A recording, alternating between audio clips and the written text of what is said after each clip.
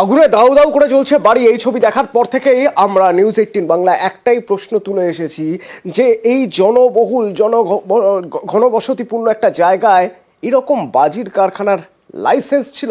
Licence দিয়েছে কে? নবান্ন কড়া পদক্ষেপ করেছে, তদন্ত রিপোর্ট চেয়েছে, আর সেই রিপোর্টে কি আসছে? চাঞ্চল্যকর তথ্য। লাইসেন্স না, লাইসেন্সের জন্য আবেদন করেছিলেন কিন্তু আবেদনে সাড়া মেলেনি। আসলে পুলিশ কেস ছিল চন্দ্রকান্ত, সেই জন্যই। আর কি কি জানা যাচ্ছে জানবো। আমার সঙ্গে সোমরাজ রয়েছেন নবান্ন থেকে। সোমরাজ, দেখো, যেটা জানা যাচ্ছে এখনো পর্যন্ত এই ঢোলাহাট বাজি বিস্ফোরণ কাণ্ডে যে 2023 সালেই বাজির লাইসেন্সের জন্য আবেদন জানানো হয়েছিল, কিন্তু পুলিশ কেস থাকায় 2023 সালের সেপ্টেম্বর মাসে সেই আবেদনকে রিজেক্ট করে দেওয়া হয়। অর্থাৎ তাকে বাজির লাইসেন্সের জন্য কোনো রকম অনুমতি দেওয়া হয়নি। 2023 সালের সেপ্টেম্বর মাসেই তার আবেদনকে রিজেক্ট করে দেওয়া হয় এবং জানিয়ে দেওয়া হয় তাকে বাজি তৈরির জন্য কোনো রকম লাইসেন্স দেওয়া হচ্ছে না। তারপর থেকেই এই পাথর প্রতিমার ঢোলাহাটে অবৈধভাবে এই বাজি কারখানা চলছিল, তেমনটাই প্রাথমিক রিপোর্টে উঠে এসেছে এবং যে রিপোর্ট আজই নবান্নে জমা পড়ছে বলেই সূত্র মারফত জানা যাচ্ছে। জেলা প্রশাসনের কাছে, জেলা প্রশাসনের তরফে যে তদন্ত করা হয়েছে, নবান্নের তরফে রিপোর্ট চাওয়ার পর তার ভিত্তিতেই এই তথ্য উঠে আসছে বলেই নবান্ন সূত্রে জানা যাচ্ছে এবং আজই সেই রিপোর্ট নবান্নে জমা পড়ছে। ইতিমধ্যেই গতকাল রাতেই সেই রিপোর্ট মৌখিকভাবে জানানো হয়েছে নবান্নকে বলে সূত্র মারফত জানা যাচ্ছে। তার মানে সোমরাজ, এর কাছে কি কোনো লাইসেন্স আদৌ ছিল? কোনো লাইসেন্সই ছিল না তাহলে? দেখো, এখনো পর্যন্ত জেলা প্রশাসনের তদন্তে যে উঠে এসেছে তাতে দেখা যাচ্ছে কোনো লাইসেন্সই সে অর্থে ছিল না। তবে ট্রেড লাইসেন্স ছিল কি ছিল না সেই বিষয়ে এখনো পর্যন্ত প্রয়োজনীয় তথ্য প্রমাণ পায়নি জেলা প্রশাসন বলে সূত্র মারফত জানা যাচ্ছে।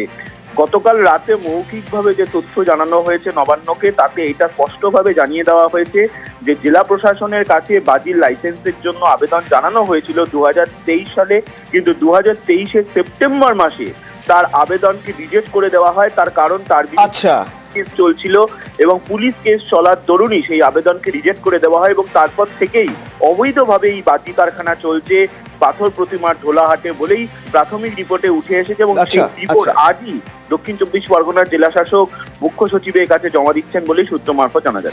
ধন্যবাদ সোমরাজ। কোনো লাইসেন্সই ছিল না, তবে ট্রেড লাইসেন্স ছিল কিনা, অর্থাৎ বাজি বিক্রি বা বাজি কেনার লাইসেন্স ছিল কিনা সে বিষয়ে এখনো পর্যন্ত কিছু জানানো হয়নি। মৌখিকভাবে জেলা প্রশাসন শুধু এইটুকু জানিয়ে দিয়েছে যে লাইসেন্সের আবেদন হয়েছিল কিন্তু লাইসেন্সের সেই আবেদন বাতিল করা হয়েছিল।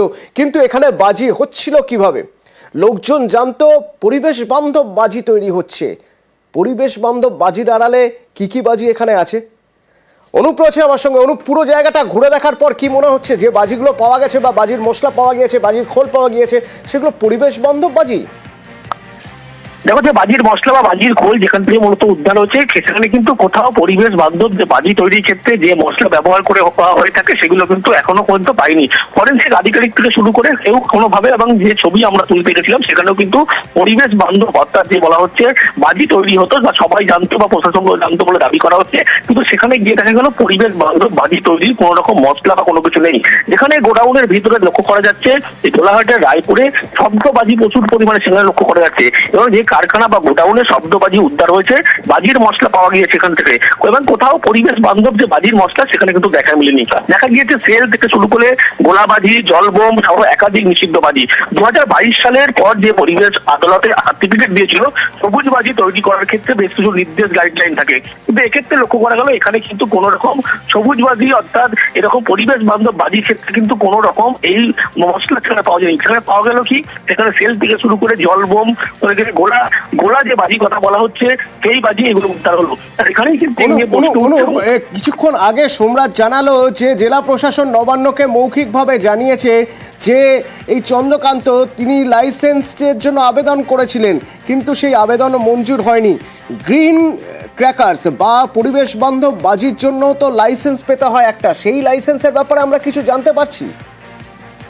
দেখো এক্ষেত্রে কিন্তু কোন রকম কোন লাইসেন্স কিন্তু নেই বলে এমনটাই কিন্তু জেলা প্রশাসন থেকে শুরু করে লোকাল থানা এখান থেকে প্রত্যেকটি বিষয় কিন্তু স্পষ্ট হচ্ছে। তার কারণ যে 2022 সালের যে গাইডলাইন, সেই গাইডলাইন অনুযায়ী কিন্তু কোনোভাবে যে পরিবেশ বান্ধব বাজির ক্ষেত্রে যে অনুমতি বা যে নির্দেশ আছে সেগুলো নেওয়া হয়ে থাকে, সেগুলো কিন্তু একেবারে সেগুলো পরিষ্কারভাবে খাতায় কলমে কাগজে নেই। কিন্তু সেক্ষেত্রে লক্ষ্য করে শুধুমাত্র এখানকার মানুষজন থেকে শুরু করে প্রথমে থানার কয়েকজন জানতো, এমনটাই দাবি করা হচ্ছে যে এখানে বাজি তৈরি হয়, আর এলাকার লোক জানতো পরিবেশ বান্ধব বাজি তৈরি হয়, কিন্তু এখানে কোনো রকম অনুমতি ছাড়াই এভাবে বাজি তৈরি হতো। এলাকার মানুষ জানতেন যে এখানে বাজি তৈরি হয়, সেটা পরিবেশ বান্ধব বাজি। যে ভুল তাদের ভেঙে গিয়েছে গত দুদিন আগের রাতে, এবং তারপর সেই ভয়ঙ্কর রাত কাটানোর পর এখনো পর্যন্ত তাদের মধ্যে বোধহয় সেই শকটা কাটেনি। আজকের ছবিও যদি আমি একবার দেখাতে বলি তোমাকে, যদি আমি একটু তোমার মাধ্যমে জেনে নিতে চাই যে ওই ঢোলাহাটের ওই পাড়ার কি অবস্থা আজকে। এই পাড়ার কিন্তু এখনো থমথমে পরিবেশ। গত দুদিনে যে পরিবেশ হয়েছে, অর্থাৎ গত পরশুদিন রাতের বেলা যে বিস্ফোরণের ঘটনা ঘটেছে, তারপরে কিন্তু এখনো মানুষের চোখে মুখে আতঙ্ক। তার কারণ যেভাবে দুবার আগুনের ফুলকি বিভিন্ন দিকে ছড়িয়ে পড়েছিল, ব্লাস্ট হয়েছিল, তারপরে কিন্তু একবার আতঙ্ক কাটছে। তার কারণ এখানে যে বাজি তৈরি হতো শুধুমাত্র এই যে গ্রামের কিছু মানুষ তারা জানতো, যারা দূর দূরান্ত থেকে ছুটে আসছে, আশেপাশে দেখার জন্য আসছে, তারা কিন্তু এখানে যে বাজি তৈরি হতো এমনটা জানতেন না। কিন্তু প্রশ্ন উঠছে যে এখানে বাজি যে তৈরি করা হতো, এবং গত নিয়ে কিন্তু পরিবারের নিজেদের মধ্যে একটা বিভেদ তৈরি হয়েছিল, গন্ডগোলের সূত্রপাত হয়েছিল, এবং বারবার কিন্তু তিনি প্রভাব খাটিয়ে বাজি তৈরি ব্যবসা বাড়িয়ে চলেছিলেন। কিন্তু কার দ্বারা প্রভাব খাটাচ্ছিল এই সমস্ত প্রশ্ন থাকছিল। কিন্তু গত পরশুদিন যে পরিস্থিতি হয়েছে তারপরে কিন্তু একেবারে বলা যায় এখন এলাকায় কিন্তু থমথমে পরিবেশ। বাড়ির সামনে পুলিশ পিকেটিং বসানো রয়েছে গত দুদিন ধরে, ফরেন্সিক আধিকারিকরা আসছে, পুলিশের আধিকারিকরা আসছে, এবং বাড়ির গোটা যে এলাকা, সেই এলাকায় কিন্তু রায়পুর এলাকা, এখানে এখনো থমথমে কিন্তু সেই পরিবেশ একেবারে লক্ষ্য করা যাচ্ছে। ধন্যবাদ। স্থানীয় প্রশাসনের দিকে প্রথমে আঙুল উঠছিল যে প্রশাসন তাহলে কি করছে, পঞ্চায়েত তাহলে কি করছে, এখানে যে এভাবে বাজি তৈরি হচ্ছে, লাইসেন্স নেই, তাহলে সে দায় কি পঞ্চায়েতের? লাইসেন্স কি পঞ্চায়েত থেকে নিতে হয়? পঞ্চায়েত সাফ জানিয়ে দিচ্ছে লাইসেন্স পঞ্চায়েত দেয় না। ট্রেড লাইসেন্স বোমা বাঁধার জন্য তো ট্রেড লাইসেন্স সাধারণত দেওয়া হয় না। এটা তো পঞ্চায়েতকে এই ধরনের কোনো লাইসেন্স দিতে পারে, তার আগে ফায়ার ব্রিগেড বা অন্যান্য কিছু থাকবে, তবে তো ট্রেড লাইসেন্সটা পঞ্চায়েত দেবে। সেগুলো কি দেখা হয়েছিল? সেটা সঠিকভাবে ঠিক মতো বলা সম্ভব না। ট্রেড লাইসেন্সটা যদি দিয়ে থাকে তাহলে তার নিশ্চয়ই তার জায়গায় কাগজপত্র করেছে। আমি শুনছি যেটা এখন যে ওর স্ত্রীর নামে নাকি লাইসেন্স করেছে, তাহলে স্ত্রীর নামে হয়তো কাগজপত্র কি করেছিল আমি সঠিক ঠিক বলতে পারছি না। আমি এখানে 2003 থেকে 10 বছর ছিলাম, পরে 5 বছর ছিলাম না, আবার 10 বছর, এই যে দ্বিতীয়টা। তখন তো অনলাইন ছিল না, তখন এইরকম ধরনের লাইসেন্স নিয়ে নেয়নি, আমি বলতে পারবো না। আমি দীর্ঘদিন থাকার কারণে আমি এই যে বোমা টোমা বাঁধতো কম সম করে, আমি কিন্তু এর নামে দুবার থানাতে কমপ্লেন করেছিলাম এবং দুবারই অ্যারেস্ট হয়েছিল।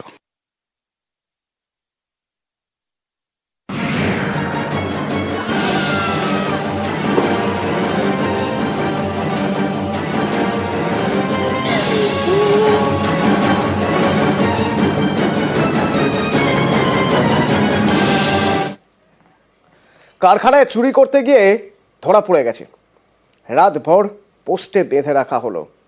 কি হলো যে যিনি চুরি করতে গিয়েছিলেন তার, আর যারা বেঁধে রাখলেন তাদের বিরুদ্ধে কোনো পদক্ষেপ হলো কি?